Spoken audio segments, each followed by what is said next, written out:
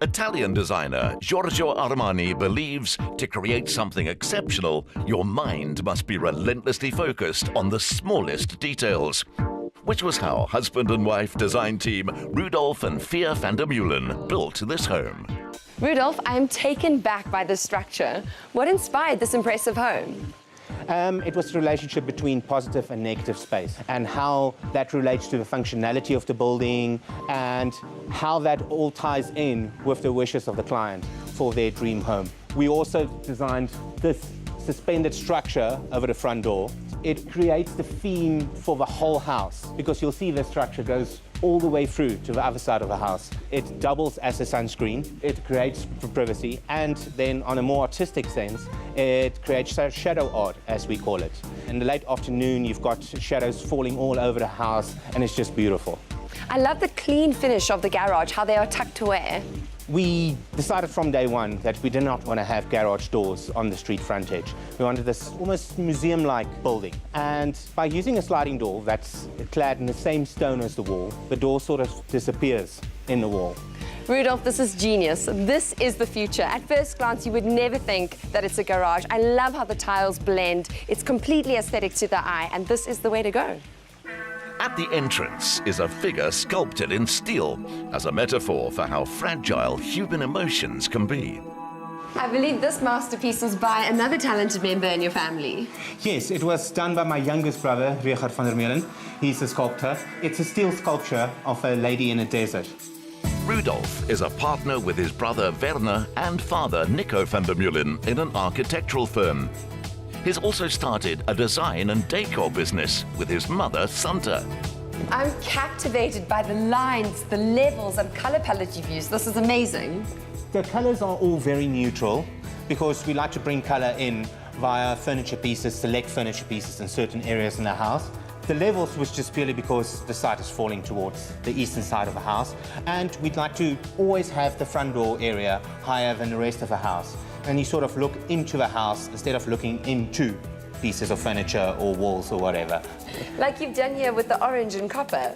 Yes, traditionally this would be the formal lounge, but we made it a lot more informal with the furniture choices and also this very fun sculpture. And then we brought in some of the exterior architectural elements into the house with this steel canvas, which serves as a backdrop for the sculpture. Rudolf's use of industrial materials is influenced by his father's years in civil engineering. His artistic side is inherited from his mother. And what was the reason for adding this water feature? It created a natural barrier between the formal lounge and the main living and dining areas. It's also actually a jacuzzi with built-in seats and a little table where you can have drinks. The idea for us, out of an architectural viewpoint, was to create like one big body of water. The main living area is made up of a double-volume family room, which connects through to the open-plan kitchen and covered terrace. With the stacking doors open, it becomes one large indoor-outdoor entertaining space. Are there any other hidden gems you have? Yes, as a matter of fact, we have these sliding doors once again. Ta-da! Exactly. Fantastic whiskey bar, well-stocked whiskey bar, behind the glass door that you can use when you're entertaining. The use of screens allows the mood of the dining room or kitchen to be transformed in seconds, between relaxed and open to intimate and sophisticated. We like to continue a theme throughout our house. So you'll see this bulkhead that starts here in the dining room, runs all the way through and then down and then all the way through into the formal lounge. And that creates a visual focal point for the sculpture. We also like to use lights in a clever and inventive way. Everywhere we normally have shadow lines, we'll have LED lights that runs in little cavities. You can see it on the wall there with the precast concrete panels. You can see it underneath all the platforms, and you can also see it underneath the staircase there. It's not just a safety feature because you can see the stairs. It's also very pretty. This level of detail shows how not a day was wasted in the 4 years of design and building it took to create this house, which includes cupboards, custom-made and imported from Italy. It's a glass-fronted kitchen, so everything you see here is glass except for the tops. We've got this wooden cupboard/privacy screen. The area around your prep bowl is never that tidy and you're always cutting stuff and so forth. So you can be doing your stuff right there and not everybody can see you from outside anyway. The breakfast room in the corner of the kitchen gets the best of the morning and winter sun. But days are for spending outdoors. You really have outdone yourself with this patio. I think it's one of the most beautiful outdoor areas I've ever seen. It really came out beautifully. It's well connected with the rest of the house by through the use of these glass stacking doors. Traditionally, you might call this a bar, but I call it a braai zone because you've got the braai, you've got a TV above you, you've got built-in fridges underneath, and it's well connected to the kitchen. It just came out fantastic. The furniture just complemented it so well. It's from Spain, and they tend to know their sunshine. It's comfortable, it's made with this fairly sturdy rope, and the colors choices of the cushions that complements the pool, everything just came out beautifully.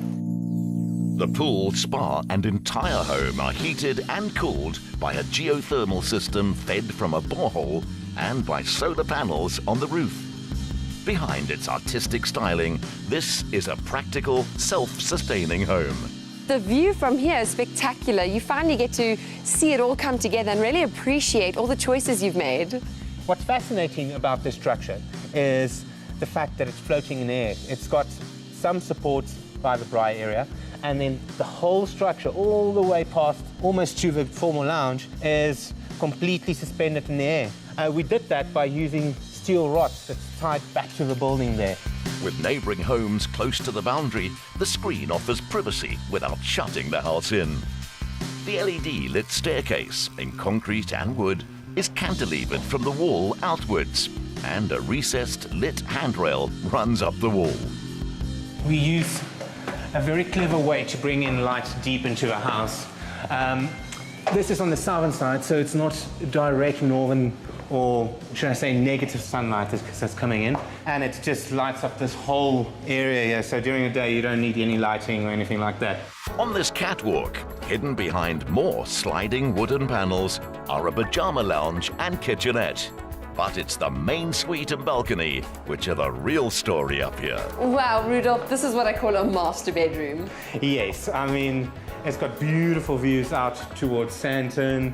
It's got fantastic design pieces. I mean, this chair, the Grande Capillo from B&B Italia, it's on a swivel, so you can actually turn it towards the view if you want to, turn it towards the TV if you want to, or towards your partner. Some of my favorite pieces in this house are these rubber pots. They're made up out of recycled bicycle tires, and they're just fantastic. Some of the other interior design features that you'll notice in this room are these wooden slats around us, and that is once again taken through into the bathroom at the back there. And then from the bathroom, we brought that lit up bulkhead that sort of pulls the bath towards you into the room. And it stops here over the fireplace. Another little fun feature to have in the main bedroom. The bed has a Japanese serenity to it, and a light-coloured rug which contrasts with the drama of the bathroom. And again, you've added now dark sliding doors, again for privacy, but you still get the glimpse of this incredible, beautiful bathroom. Yes, the door allows the clients to shower and get ready at different times of the day, depending on who gets up first. We've got the bath here with views towards the Sandton skyline on that side. You've got the steel structure right around you, which adds a little bit of privacy. The towel rails are actually suspended from the ceiling, no columns once again. And you also have a 1 centimeter thick steel countertop. With its timber slat framing and bath and shower positioned for morning and winter sun, it's a treat to start your day here before choosing your outfit in the spacious his and hers dressing rooms. This is every girl's dream. Whose idea was this? We always try and design a his and hers cupboard in all our houses. This one just came out particularly well. It's not every day you have space for a little island in the middle of your room, and it's not every day the client are willing to spend a little bit more on an Italian wardrobe, fully imported with lit up shoe shelves. Believe it or not, he's also got lit up shoe shelves. Well, Rudolph, thank you so much for showing me around. I am right at home here, so you can just leave me in here, and I'm just going to take an extra squiz. Enjoy. Louis Vuitton. As designer accessories go, it's hard to beat. And what a testament to South African style.